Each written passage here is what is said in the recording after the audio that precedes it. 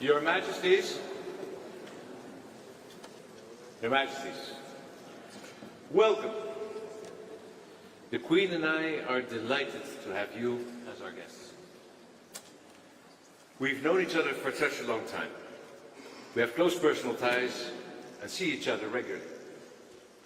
The only thing that was missing was a state visit. Today and tomorrow, we will be setting that right. Spain has a special place in our hearts. First of all, because it was in your country that our life together began. We were at the Feria de Abril in Sevilla 25 years ago. Sparks began to fly, the rest is history. A visit to Spain always feels like a warm abrazo. Not just for us, but also for our eldest daughter, the Princess of Orange. Last year, circumstances required her to live in Madrid. From there, she was able to continue her studies at the University of Amsterdam. This was made possible by the kind efforts of many of your compatriots and yourselves. A touching demonstration of friendship at a difficult time. I'd like to express my heartfelt thanks to you and to everyone else who helped arrange this. Spain and the Netherlands are branches of the same European tree. Our country's stories have been interwoven for centuries. The first verse of our 450-year-old national anthem is proof of that. The King of Spain plays a prominent role. But I won't go into the historical context. Let's just say, all's well that ends well. Our countries have a long history of cultural exchange, and we often revere the same masters. Take El Bosco in Museo del Prado, a compatriot, some Spaniards believe, yet Hieronymus Bosch was Dutch as it could be. But of course, we're very happy to share him with you. Another master we both admire is Johan Cruyff, the man who taught the Spanish how to play total football. Perhaps too well, I might add. Spanish architects built our Rijksmuseum, and Dutch architects have been successful in Spain. Your country is a favorite destination of Dutch holidaymakers, and in the Netherlands, you hear Spanish being spoken more and more often. It's great that we have these close connections. They reflect a strong relationship between our countries as partners in Europe and in the wider world. Fortunately, the era of national stereotypes is well behind us. A deep sense of solidarity has taken its place. We are allies, driven by the same ideals, values, and convictions. We stand for freedom, democracy, and human rights, and we're prepared to defend them.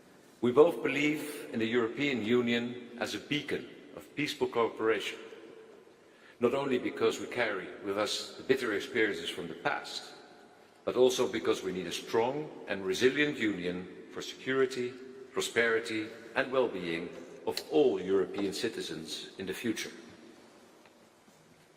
As European partners, our countries have come to understand each other better. A special relationship has evolved, a Spanish-Dutch conexión especial. Together we have shown that the South and the North complement each other perfectly. Like me, Your Majesty, you will probably remind of our meeting in Spain last June. We spoke at length about the opportunities that green hydrogen can offer in the transition to a European system of sustainable energy. Together our countries are developing a corredor verde. One day, el sol español will also warm the chilly north and help to make our industry greener. I know how hard you're working personally to foster sustainability breakthroughs, not just in the area of energy, but across the board: climate action, water, agriculture, and circular production. Our researchers and entrepreneurs are working together to make these breakthroughs possible. Spain and the Netherlands often take the lead in this regard. As the fourth and fifth largest economies in the European Union, together we carry a lot of weight. So let's maximize our leverage. And the same goes for our security. I'm proud of the cooperation that has developed between our police forces and justice systems. This is making a clear difference in the fight against organized crime. We realize all too well that the challenges we face, including those within our own borders, are immense. In societies like ours, with so many different people, groups and interests, it's not always easy to maintain trust in each other and stand by each other. But that's exactly what we need.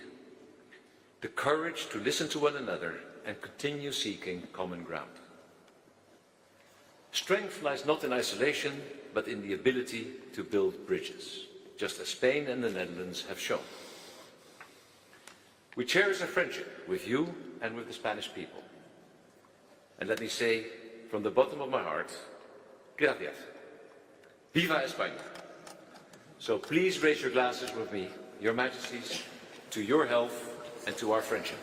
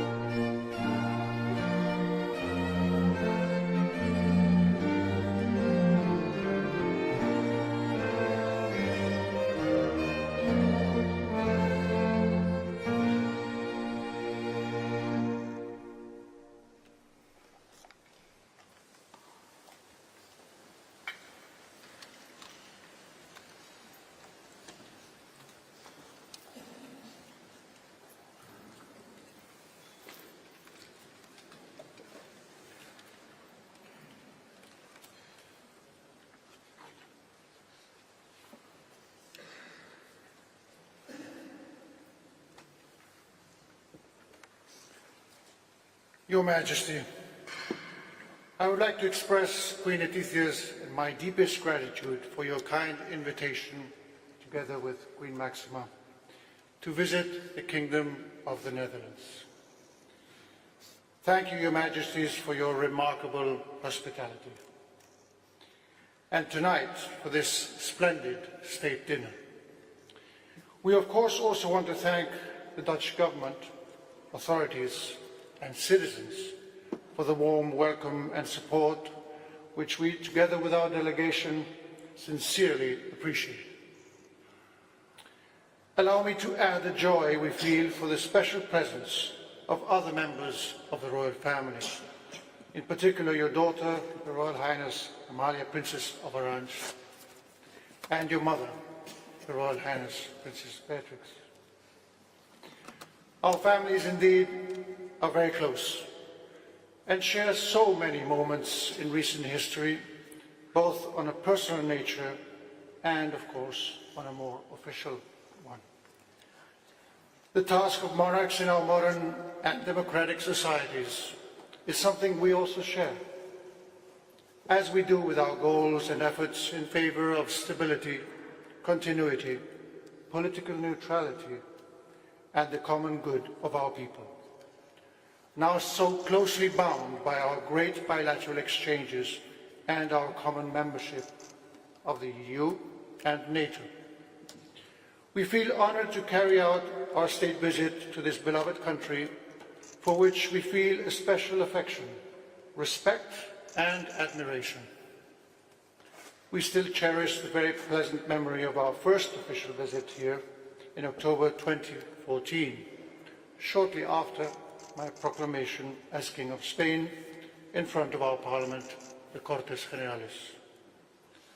Just over a year before, it was Your Majesty who ascended the throne and was sworn in as King of the Netherlands in a special session of the States General. It was truly a privilege for us to be here for such a historic moment, still as Crown Prince and Princess. So much has happened since, and in such an accelerated way. We hope that this visit will bear witness to the excellent state of our bilateral relations based on solid historical, personal, cultural, economic and social ties. With these strengths in mind, we aim to seize this opportunity to take our partnership to a broader level. There is no better foundation for a common objective to further our relationship than the strong human bonds forged over the years. Education, work, business opportunities, or tourism explain the growing number of Dutch visiting or living in Spain, as well as Spaniards visiting or living in the Netherlands. Both communities play a pivotal role in revitalizing our relations, and we trust they will thrive even more in the coming decades. We can trace some of those bonds back to the 16th century, such as Charles of Antwerp's Foundation, the first of its kind created in Spain, devoted in its origin to the assistance of Flemish travellers. Other initiatives are much more recent, such as the platform Spaans, to promote Spanish language and culture in Dutch educational centres, or the Association of Spanish Scientists in the Netherlands, which brings together a large part of the Spanish scientific community, and the Spinoza Conference, one of the most prestigious forums for the Spanish-speaking community here.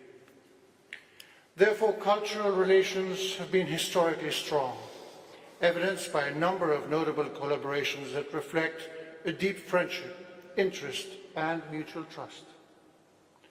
We recall that the first illustrated edition of Don Quixote, the first and most widely published novel in the world, appeared in the Netherlands in 1657.